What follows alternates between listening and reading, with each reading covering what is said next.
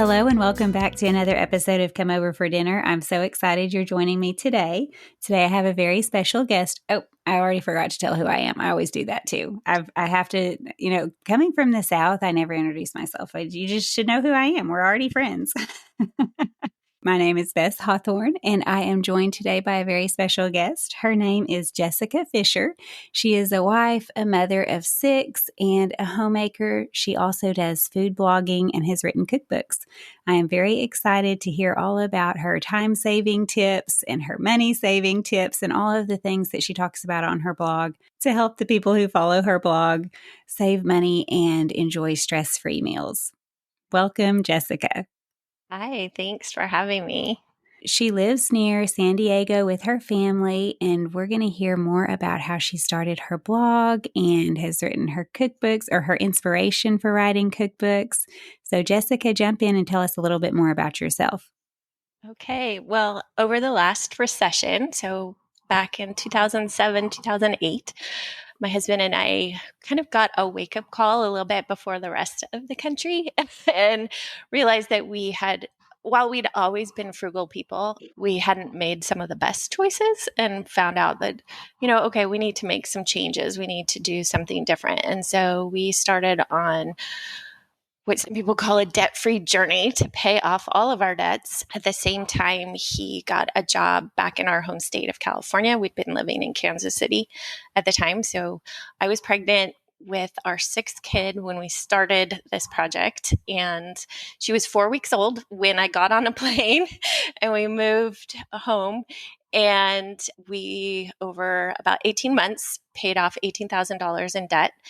And then later, another $42,000 in negative equity, being upside down on a house. We sold our house and we paid extra for them to take it from us to buy it. And along the way, I just started blogging my journey because it was 2008. That's what you did. And so a lot of that journey is recorded on lifeasmom.com, which is a family and budget website that I started at that time. And a lot of my readers weren't as interested in the food aspect as I wanted to share about the food aspect. So I started a second site, which is called Good Cheap Eats. And just out of that came 4 cookbooks and thousands of recipes and an online membership to kind of coach people on how to save money and take charge of your cart so that you can do the most with your grocery dollar. One of the things that you mention on your Instagram page is that you spent more money in the first year of being married than you spent later on with 5 children or feeding 5 children. Yeah. And I guess now, later, maybe that was before you had 6 children. Yeah, So when I did the math, yeah. Tell us a little bit about that. I mean, I know you can't go into full depth on how you paid off all, saved that money and paid off all your debt and all of that sort of thing. But what are your top tips when you recommend saving money to people, especially on groceries?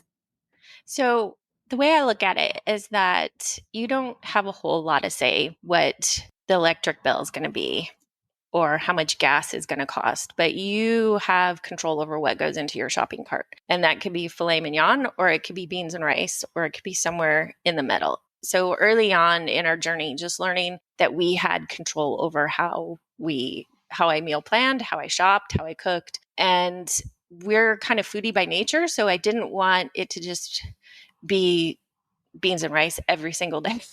I wanted it to be food that we enjoyed. And so through some trial and error and experimenting, kind of narrowed it down to a system, what I call the Good Cheap Eats system. And it's planning, shopping, and cooking, which everybody does anyway, but it's fine-tuning it just a little bit so that it's maximizing your minutes as well as your money. And so when you're planning, you think about planning what are budget meals.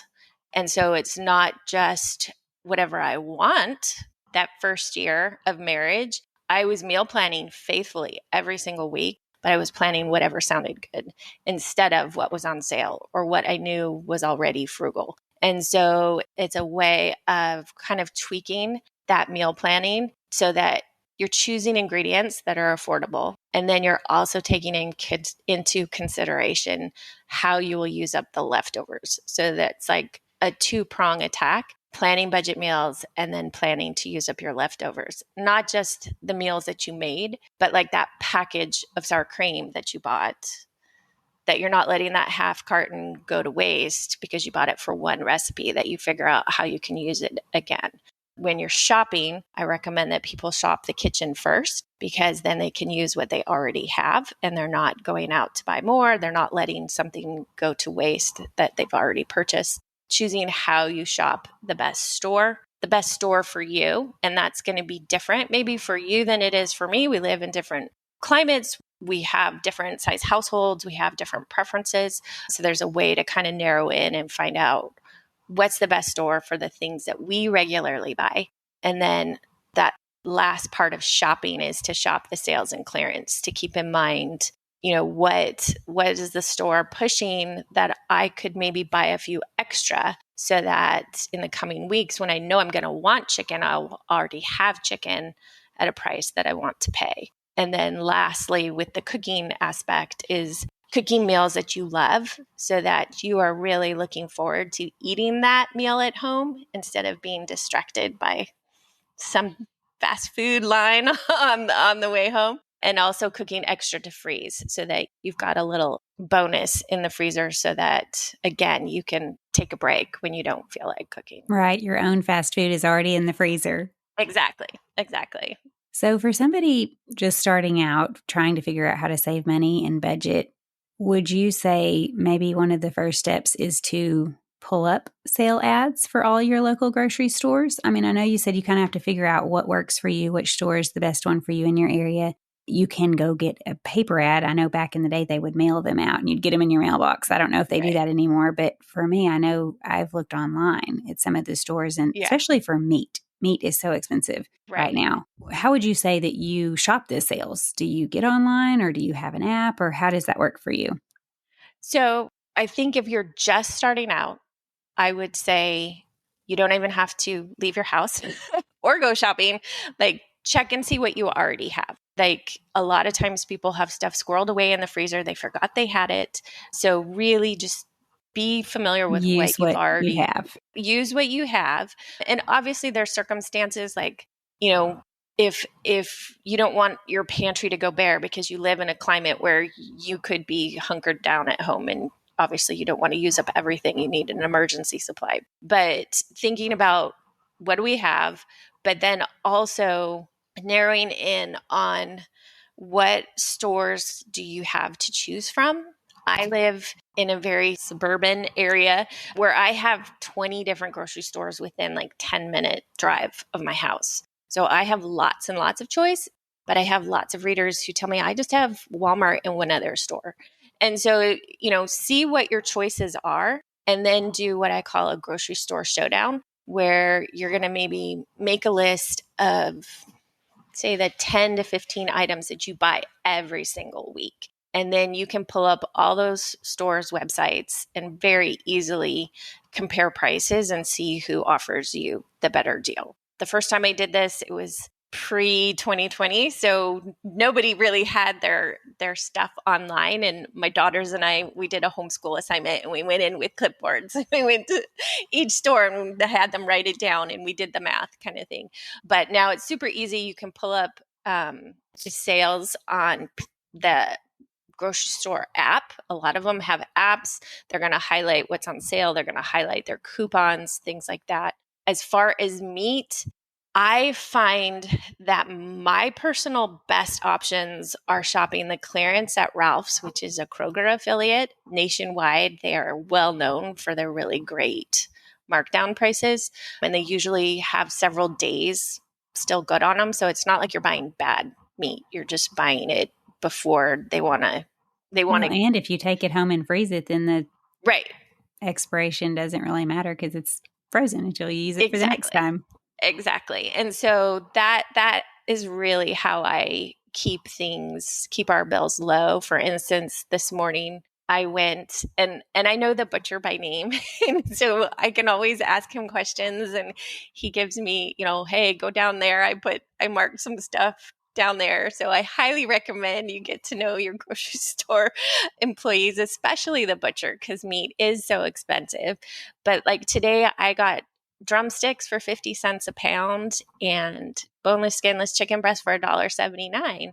And I loaded up because it's like, okay, we'll cook a bunch for the week this weekend, but then I can freeze the leftover. And I mean, that's like there aren't sales like that anymore. No.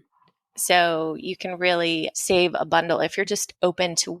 Some stores call them manager specials, and it's kind of the thrill of the chase. You know, you get a little dopamine hit when you find a good deal. Right. And then you really stock up. That is really a key once you find it, because people aren't necessarily out every single day. But once you can hone in on a deal, buy in bulk. And we think Yeah. about bulk at places like the warehouse clubs, Sam's Club Right. or Costco, if you have one of those. But what you're talking about is an even steeper discount. Yeah.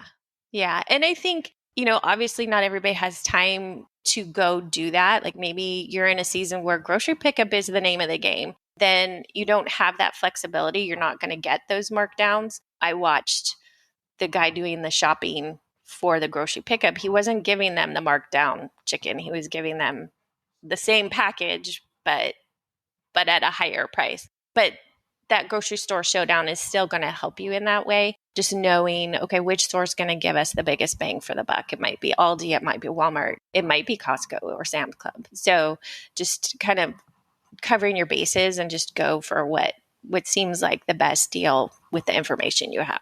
Well, and even if you did do grocery delivery, if you knew a store like the one you're talking about that you go to that has the discounts, it could be that you run in once a week and just head for that section, or, it just not your typical trip that you're, everything you're going to order, Right. but just go to the sales, stock up if you can, and then Right. finish everything else with grocery delivery. Right. And I've had readers who tell me, yeah, I schedule the grocery pickup. I leave my husband in the car. I run in and go look at the deals at the same time. And then, they kind of double dip that way. Right. Well, those are great ideas. And it is helpful if you have a local butcher. I once lived at a place where I knew the person who was working in the Sam's Club butcher department, setting out meats. And to make the stew meat, which was just chopped up bits of beef, chopped up squares of beef, they used, once they cut steaks and all these different types of meat, they would use the end pieces that weren't really saleable in a bulk amount, and they would chop it up and put it in the package for the stew meat. It's still great quality. But he got to where he would call or text and tell me, we just chopped up a bunch of steak. It's steak today in the stew meat section. I'm like, what? Cubes of steak, I'm on my way. And it was still the discounted price. So, but since then, prices have risen quite a bit, especially with inflation. We're currently talking about egg prices because of bird flu and all of that. So what would you say with some of the people that have frustration about rising costs and trying to budget and trying to feed a large family and still looking at products that maybe aren't on sale that they really need, like eggs? How do you approach really expensive products? Do you still buy them in less amounts? Do you still have a way that you can find them on sale, such as eggs? Or what would you say to that? So eggs are a really good example because they are so wild and crazy right now. In the last month, I have found eggs marked down 50% because Really? they're so high priced. People aren't buying them as often as they were. They're starting to expire. So they're getting close to their date. And so I found them marked down, and it was like there was at least a dozens of eggs sitting there with the half price sticker on. Trader Joe's, I don't know if you have Trader Joe's where you are. Well, we have some in driving distance. Okay. So but not a regular place I can pop in. Okay. For those who have Trader Joe's, my understanding is they have the same prices nationwide. So no matter where you live, it's the same price. And the last 2 times we've been, they still have eggs, and they were under $5 a dozen. Really? That's a hot tip. Yeah, you limit 1, so you only get to buy 1 dozen. But if you really needed, for whatever reason, right? If you wanted to make an omelet or something, Right. that's heavy But in eggs. exactly. So I think recently I did a cost analysis of proteins and how much they cost per gram of protein, because we've got lots of people at our house who want to hit their protein goals. And so we were just curious, like, okay, what are the good ones? Eggs used to be at the top of the list. They aren't anymore. So it's thinking about, okay, what would be some alternative proteins? And so, Greek yogurt and cottage cheese and certain protein powders and things like that, they're higher on the list. Canned tuna is a reasonable option. So thinking about what is the purpose of that ingredient, like, so for eggs, it's usually a protein or it's a fun breakfast item. When it comes to baking, unless it's something that's very egg heavy, you can use flaxseed meal as a substitute. And so you take 3 tablespoons. I'm going to get the numbers wrong. Better not say it. You're going to dilute the flaxseed meal in water and let it set for just a couple minutes. And then it has the consistency of a beaten egg. And so you can use it in your baking I have just the not heard same. of that. I've done a Yeah. tablespoon of mayonnaise. I've heard of Yeah. that from back in my day, using a Yeah. tablespoon of mayonnaise if you're Yeah. out of eggs Yeah. for baked And goods. mayonnaise prices have gone up, I think, because eggs have gone up. So flaxseed meal is a viable. We had a vegan eater in the house for a while, and so that was how we did a lot of our baking to make sure that it was egg free. So that's an option. And there's other substitutes like applesauce or cottage cheese that you can kind of use to help the texture of your baked goods. Interesting. Well, those will be good things to look up. I'll have to Google the amounts of the flaxseed water mixture because I have not Yeah. heard of I that have one. it on my site, but it's been a while since I did it. So Right, it's 3-1, but I don't want to say the wrong way. right. Okay, that's all right. We'll just have to go to your site and look it up. Speaking of your site, where do we find you? It's called Good Cheap Eats blog, .com. but it's Yeah. just So .com. Okay. goodcheapeats.com. Okay. Sounds good. All right. Well, we mentioned that you have children. Actually, they're growing up now. So, grown ups, one is 28 and then down to 16. So, you're not feeding tiny kids who barely eat. You're feeding people who eat a lot. So, Yeah. your tips are going to be very valuable for sure because, when they get to that age, they consume as much as full grown adults, teenagers do. Yeah. Yes.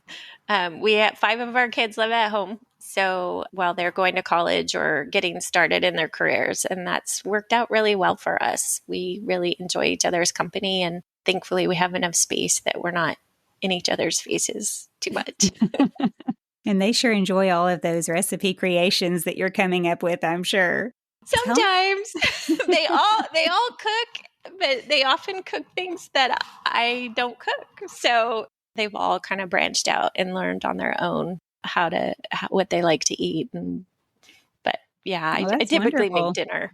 So Yeah, that's wonderful. Well, tell me a little bit about the hospitality that you do in your home. I know with having teenagers, you're going to have a revolving door. You've mentioned to me that you host a game night and you have graduated from just feeding them snacks to a full meal and also have other people over for meals like your college group leaders, I guess, in your church. our kids are active with the navigators on campus at the local Cal State. And my husband, because he's an employee there, he's the sponsor for that group. So we had some of the leaders over for pizza night last week, which is a typical meal that we invite guests to. We've been doing pizza night almost every week for over 20 years. So I've learned how to dial in homemade pizza in a way that tastes good. It's the highlight of my husband's week. A few years ago, I learned, it was probably like 6 or 7 years ago, I started experimenting with sourdough. And I'm one of those people, I don't want to throw away the discard. I have to use every little bit up. So I played with some recipes and developed a sourdough pizza recipe that we really like. And he decided he wanted to grill it. So he grills, I make the pizza, he cooks the pizza, we all eat the pizza. And That sounds if it's delicious. A grilled pizza. That sets it over the top. yeah, so if it's just our family, I usually make 6, and they're thin crust. They're not, they're when the boys were teenagers, they could easily eat a whole one each themselves. Each kid had their own pizza. So it typically makes 6 currently. If we have guests, we make 6 to 9, and then leftovers are breakfast or lunch on Saturday. So that works really well for us. And because it's kind of a special meal, it's a good one to invite guests to. So that's worked out really well for us. So you sometimes have the college group leaders for that. Is this also what you serve on game night, or do you serve something different for game night? Game night, we usually do something different. I don't think I could supply enough pizza. That's for fair. the number of people that we have, because game night ranges from 20 to 45 people. Wow. So that's a lot of teenagers to feed. So they're the 5 kids who live at home. They send out a text invitation. I make a little graphic on Canva, and they send it out to all their friends, and then they report back to me estimated head count on. We do it the 3rd Saturday of every month, and so it's kind of just a regular day that people could kind of just put it on their calendar and just know it's the 3rd Saturday. Originally, I started it later in the evening thinking I could just get by with snacks, but starting later meant we ended later, and I am not a night owl. And because some of our guests are under 18, I felt I need to be present, so I have to be awake for this. And midnight is not cutting it. No. So we start earlier, we feed them, and then I feel comfortable kicking everybody out at a certain All right, we have an end time. It's my bedtime. I'm turning into a pumpkin. So yeah. So we've experimented with different meals for game night. I think if we didn't have a severe nut allergy, we might have gone the potluck route, but both one of my kids and some of our regular guests are allergic to nuts. I felt like it was really important that I just know that it's safe and that we're not messing around. So we've done taco night and quesadilla night and grilled cheese, and we've tried different themes to see what works the best. The easiest and most popular has been pasta night, where I will make about 4 to 5 pasta casseroles that I can make ahead of time. And my oven is big enough it can cook 4 at a time. And then a big salad and garlic bread. And that seems to be the most well received. It's familiar enough that everybody loves it. And it's easy for everybody to dish up. Like quesadilla night was kind of a nightmare because everybody was cooking their own quesadilla. And by the time you get through 30 people, it just takes way too long. Mm-hmm. So just having it hot and ready to go and being able to do it ahead of time, those are the things that have proven to be successful. That sounds inexpensive and filling. Yeah. Yeah. The first time we did it, I didn't realize how popular it would be. And I ran out of food before all the tables came through the line. And they were so gracious that I was just like, hang on a second. and I make some grilled cheese. Well, I had some pre-cooked chicken in the freezer and I pulled that out. I had a couple jars of, whenever I see jarred sauce that doesn't have a bunch of junk in it, if I find that on sale, I just stock that so that I have it. And, boiled pasta, threw in the chicken and a jar of sauce, and like, okay, we're good. Come through, So then I learned, okay, have a couple extras, put them in the fridge, be ready to throw them in the oven if we needed to. So kind of learning as I go. Well, way to go to have a backup. That's a great tip as well. I surprised myself. Yeah, that would be a panic moment for sure. You sure don't want kids sitting there with nothing on their plate and just kind of looking around. What do we do?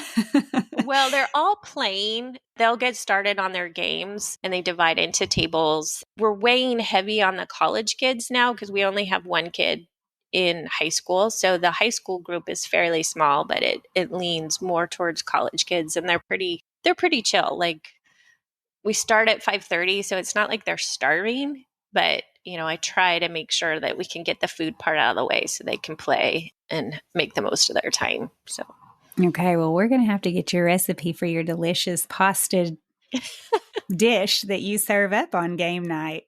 Do Just you have? varies. Oh, it Yeah. varies. Okay, so you Yeah. just kind of Yeah. come up with different ones that you can make ahead of time. Well, again, it's like going back to that good cheap eat system. Like, what are the budget meals? So it's like, what protein can I find on sale that I can work? So if it's sausage or ground beef or chicken breast, that's what I'm going to put into that pasta casserole. So Hmm. Yeah, makes sense. Do you ever serve dessert? Do you make like a big batch of brownies or cookies to go with it, or do you just have your main meal? we do usually have dessert, and that is often something that kids will bring contributions for unsolicited. So we usually have more than enough dessert, but I like to keep boxed cake mixes on hand, especially when they go on sale. My kids like to make, my daughters are bakers and they prefer to make it from scratch, but I was like, you know what? That cake mix, everybody always likes a cake mix cake. And it's just you can doctor it up with sour cream or yogurt or, different things to make it a little bit richer, but making a bundt cake really quickly before game night makes it really easy to have something in case we don't end up with a lot. Hmm. So kids sometimes bring in cookies and things like that, Yeah.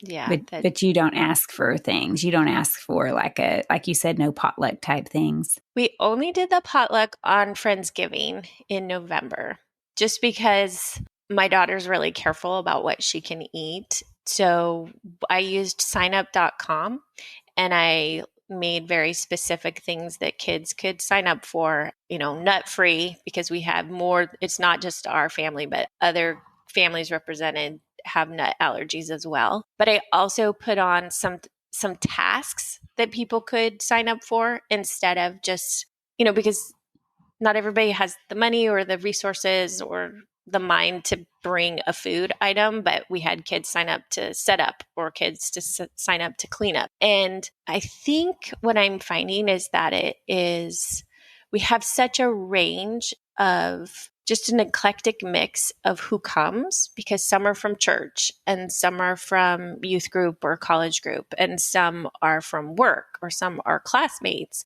And because it's a state university, some kids are believers and some aren't. So we have a very eclectic mix, which I love.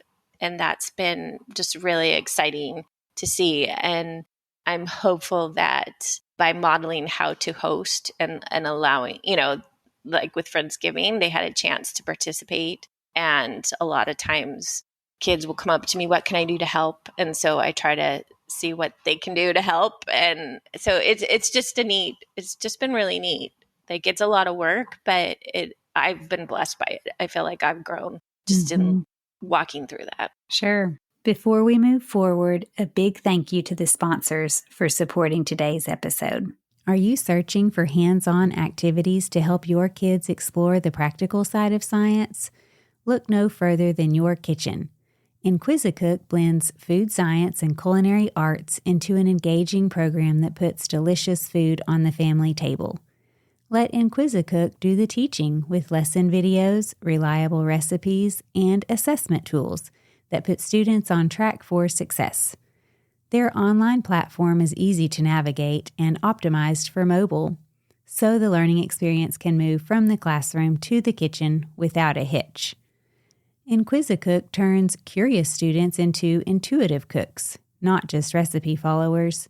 Say goodbye to the tyranny of the ingredients list and say hello to utilizing what's in season, what's on sale, or what's in the fridge. Visit Inquisicook.com to view sample lessons, then check out the recipe gallery to see just how crave-worthy science can be. Today's culture shifts like sand, but New St. Andrews College is established on Christ, the immovable rock.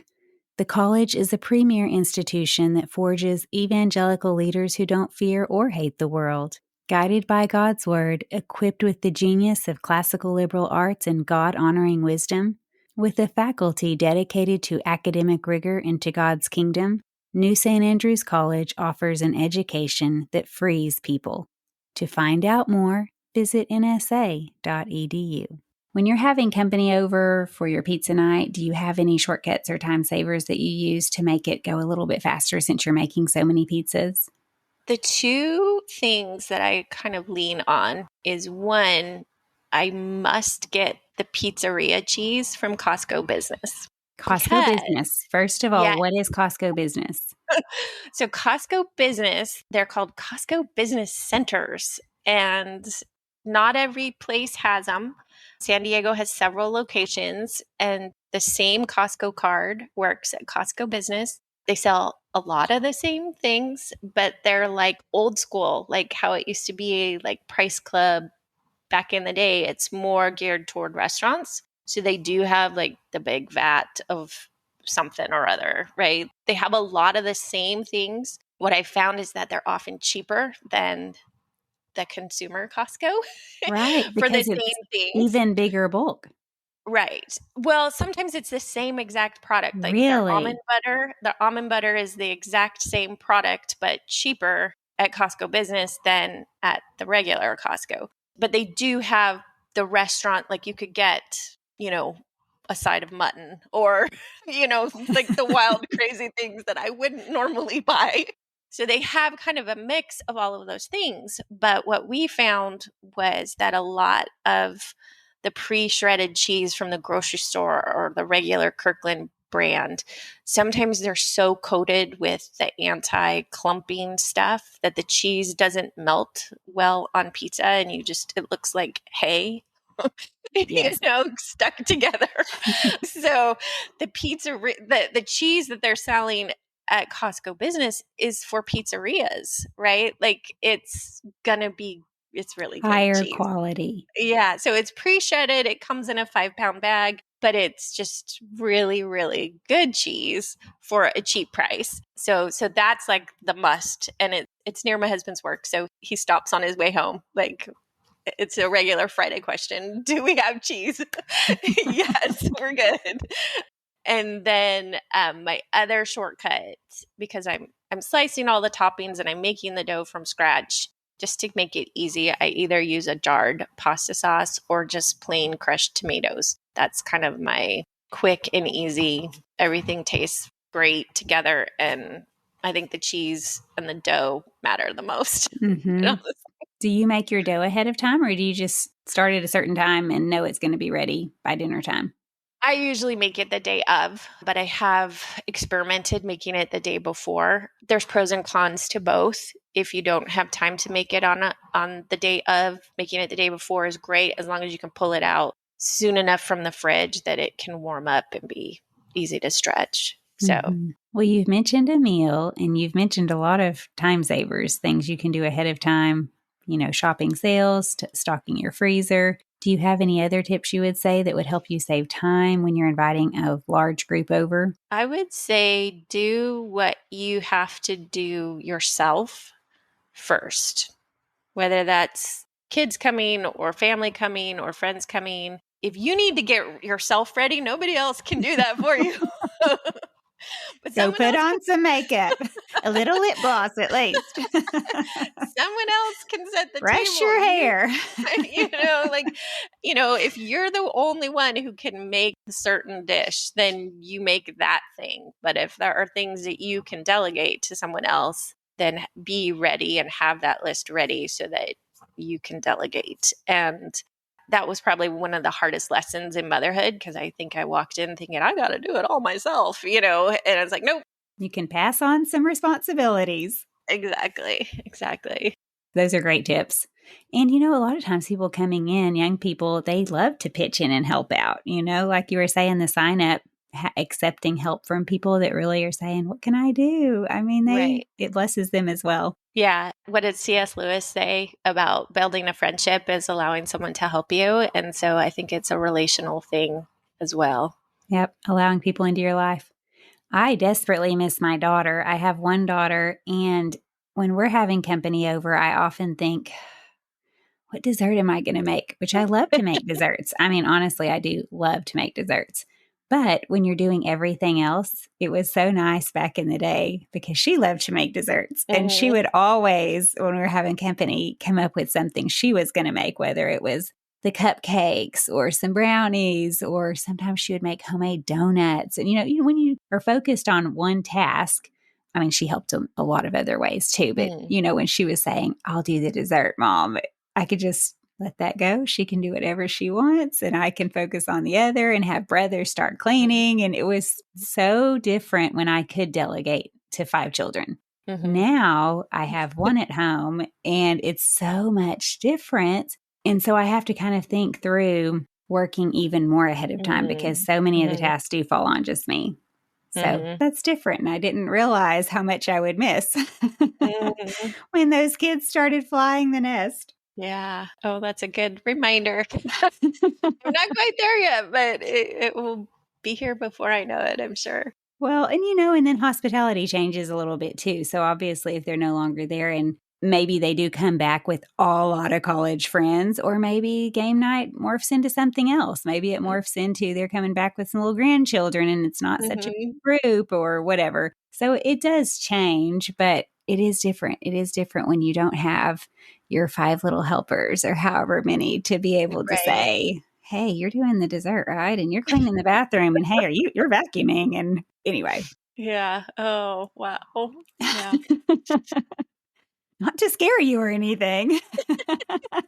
No, I appreciate years ago, I made a friend who was farther ahead than I was. Her kids were all grown and mine were just starting high school and I just weaned the baby and I'm ready to have free time and do all the things. And she's all, oh no, they're going to It's need you just more, now not starting. yeah. She was like, they're going to need you more, not less. And I was like, what? What are you talking about? Each stage So is different, but still yeah, demands a lot of time and attention from mom. exactly. Yeah, just a different kind. Yep, Yeah. absolutely. Yep. Yeah. Takes us sacrificing ourselves to give them all the things that they need. When you're inviting people into your home, how do you make them feel welcome? I think this is a really good question. It made me think if I'm comfortable, that helps me help other people feel comfortable.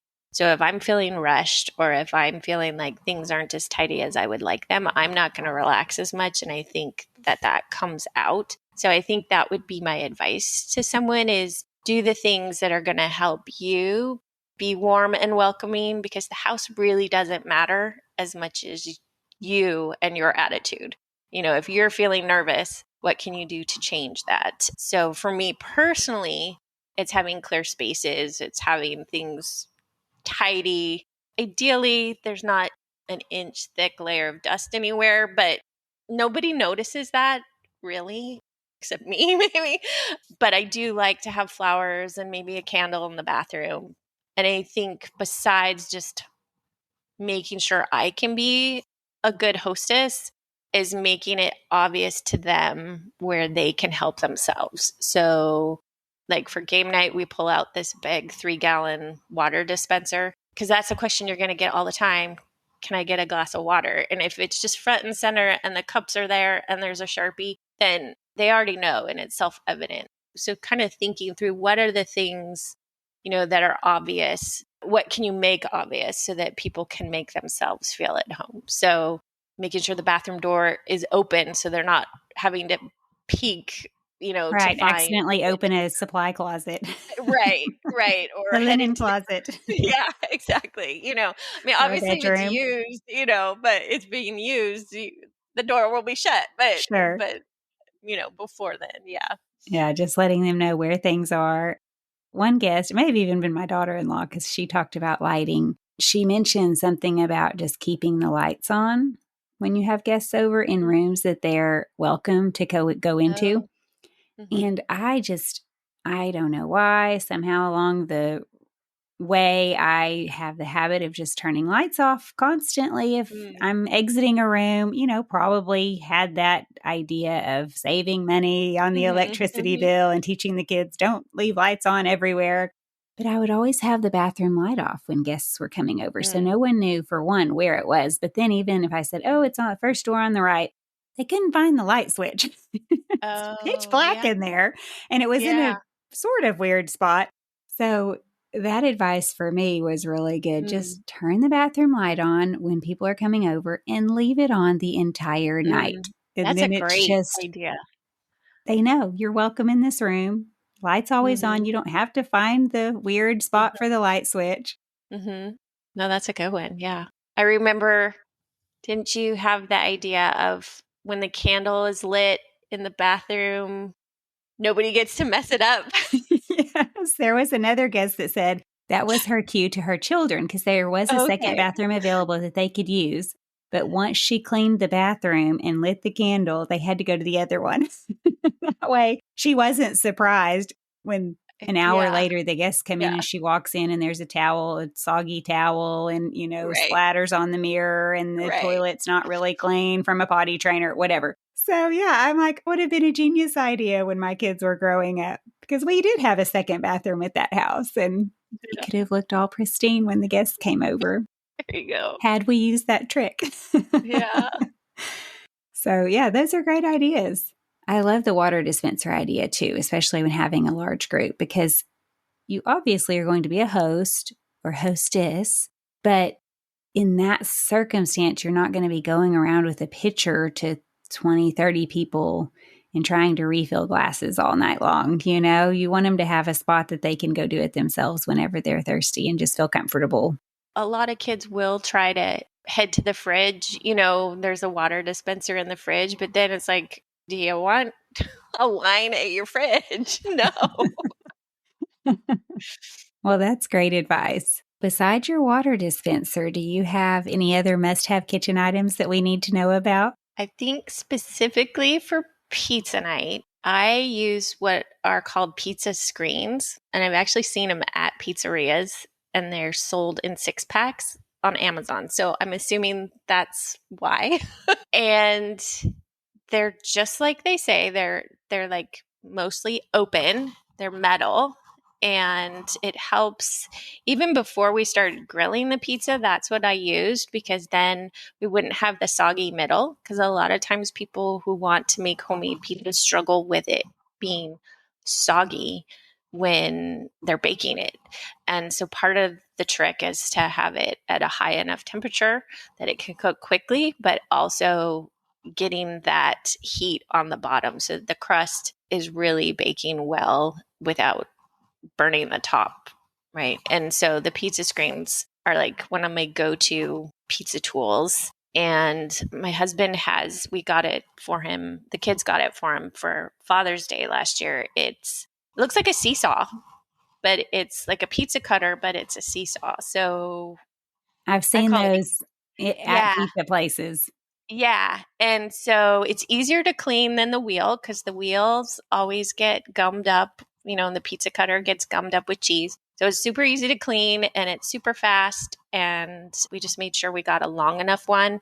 I think it's a 16-inch. So then you just know you're not going to have to be super precise where it lands if it's too small. So yeah, those we get a lot of use out of those. Okay. Well, I'm going to have to get links from you of what Sure. you've ordered and put it on my website because we do have Yeah. a shop page and you can find it at comeoverfordinner.com so you can see what she's talking about. I think I know what you're talking about from seeing it at a pizza place, but I've never Yeah. used one. So those are great Yeah. ideas. Yeah. It comes with a little sleeve. And so it's just really, really handy. Mm-hmm. Yeah. Those pans that have the holes, the screens, do you put it on top of something else or that is your pizza pan that goes That directly is on the my rack? pizza pan. Yeah. Okay. It can go in the oven or on the grill. We just use a regular grill. Brian's able to cook 2 pizzas at a time. We have a kind of the bigger Weber grill. He can cook 2 at a time in about 5 minutes. So it's faster than doing it in the oven. And is this charcoal or the gas grill? It's a gas grill. So Yeah. that controls the temperature, I'm sure. He can Right. set it to be a constant Yeah. temperature. And I'll send you the link to the recipe and you can That see. would be But yeah, wonderful. yeah, yeah. So Yes. We can it's really been. recreate all of this at home. Well, I think we started doing this when our oldest was probably 3 or 4, right? So it's over 20 years trying to figure out the pizza thing, because I know back east pizza is really cheap and good, like New York City or whatever. But California pizza has always been on the expensive side, unless you did Domino's or something. But like a little bit better quality pizza costs money. Yes. so, so just wanting to have that experience without spending a fortune it's paid off. Besides your pizzeria cheese, what are your other toppings? What do you typically go for? Most of the pizzas are a mixture of different combination of pepperoni, mushroom, onion, olive. Brian's has 1 to 2 sliced jalapenos on top. He is brave. He is very brave. And I usually go for more weird options. Sometimes I will make one with potato and brie and onion and bacon. That one's really yummy. Interesting. Yeah. And then another one that has kind of become my go-to is goat cheese and sun-dried tomatoes and mushrooms and caramelized onions. So that one used to just be, I was the only one who would eat it. And now several kids now take slices and my son's girlfriend's like, is there any goat cheese? So now it's becoming the thing. So last week I made 2. We had a bigger crowd. It was like, okay, making sure there's enough. The specialty gourmet pizza is now in fashion. Yeah. And surprisingly, like a log of goat cheese is like less than $2 at Aldi. So it's really affordable to make. Is very affordable. Yeah. Sounds fancy, but it's really easy. So, yeah. I wish we had an Aldi here. We do not.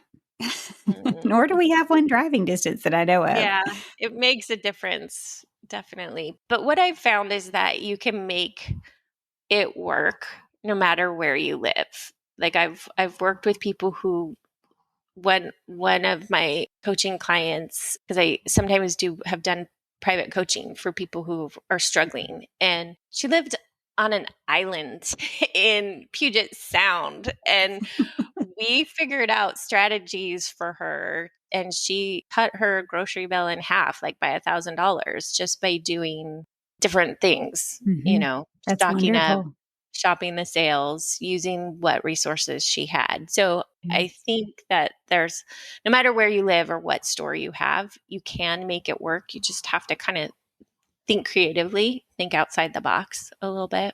Right. That's wonderful. From all of your years of hosting and having 6 children, do you have a story of something that has happened during one of those events? Well, you already heard about the infamous running out of food. A story. That would be, although it sounded like it really wasn't a story because you handled it so gracefully. Well, the kids were really patient. I mean, I call them kids. It was mostly a young adults, 20-year-olds. Sure. Yeah. Memorable. Well, there was the Thanksgiving that I preheated the oven a little too high. I'm not sure what happened. Oh. My turkey cooked in like an hour. Was the inside raw? No, but I was just like, why is it cooked already? And then I looked at I had it in a turkey bag. So I think that the turkey bag probably regulated things, but it was like, oh, I didn't completely ruin this. That's really cool. So it was still edible. Yeah. It was just done. It was cold before anything else was ready because it just cooked way faster than I expected. Which tells you don't always rely on times for recipes. You have to use your instinct and your nose and eyeballs. Yeah. Because it might be done way sooner than you think, especially if your oven's cooking hot. Yeah. Or maybe like you said with the turkey bag, it may be cooking just a little more efficiently. Yeah. I still don't know what happened, but I'm glad it wasn't ruined. Thanksgiving was not ruined. Was this your Friendsgiving or your regular Thanksgiving? No, this was one of the first early days. I think we had half as many children at least, but early days just, and there have been other things like, I remember in that same house, I had made several pans of enchiladas for a Christmas dinner. And I left one in the oven to stay warm, and I forgot about it. Overnight? Yeah. Oh, no. Had you already eaten Christmas dinner? we'd already eaten and nobody needed, it was my backup, right? And I'd turned the oven off and I'd left it in there, just I'd pull it out when we needed it, and then we Sure. didn't. And the next morning I found this, and it just broke my heart to I know, a chuck whole it. pan of food. Oh, that's the worst. We've done that before where somebody thinks the other person's going to put it up and they think you're going to put it up. And then I've walked in the morning. It's very rare, but I've walked in the morning to like a complete pot of something, or almost, we've eaten one small meal out of it and thought we were going to have leftovers for the next day. That might be the most heartbreaking thing. It is really tough to throw away food, but it was also pretty heartbreaking because I realized, oh, I have to cook dinner now. Yeah. I thought we had dinner tonight. Yeah. Now I do not. As we're talking, like, more things. Yeah, you're remembering more and more stories. Oh, yeah. Yeah. But I feel like we learn from those things, that's how we learn. We make a mistake and it hurts a little, and that helps us learn better than if it went perfectly all the time. Right. Exactly. And it happens to everybody, and it's going to keep happening. We're just not perfect people with perfect memories. We're tired. It's late, whatever it is. You get busy with another child and, helping a child do something, and you just don't remember everything. So it's okay. Look forward to the next disaster. It means lots of great things are happening in the meantime. The next opportunity for growth. Yes. Absolutely. Well, thank you so much for coming on today. It's been so great to hear your tips, and especially your encouragement for budgeting and saving money with food and just learning how to be more savvy shoppers. So we appreciate everything you said. Thanks, Jessica. Thank you. Until next time, bye for now. Please share this episode with a friend and leave a rating below. Thanks for your time.